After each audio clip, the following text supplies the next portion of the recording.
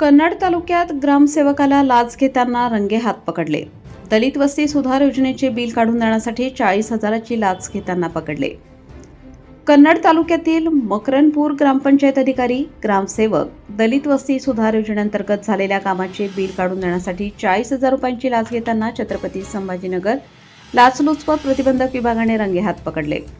यातील तक्रारदार यांनी मौजे रेल कनकवतीनगर या गावचे दलित वस्ती सुधार योजनेअंतर्गत पेवर ब्लॉकचे काम पूर्ण करून दिले होते. सदर कामाचे एकूण बिल 8,20,000 रुपये होते. त्या कामाच्या बिलाचा चेक काढून देण्यासाठी आरोपी ग्रामसेवक विजय पिराजी जोंधळे वय 48 वर्ष राहणार साईबाबा नगर कन्नड यांनी तक्रारदार यांच्याकडे 40,000 रुपयांची मागणी केली होती.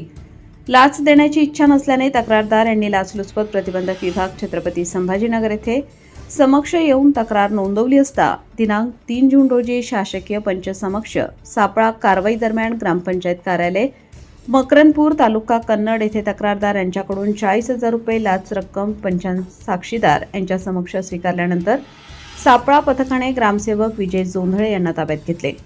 तसेच आरोपीच्या घरझडती प्रक्रिया उशिरापर्यंत चालू होती.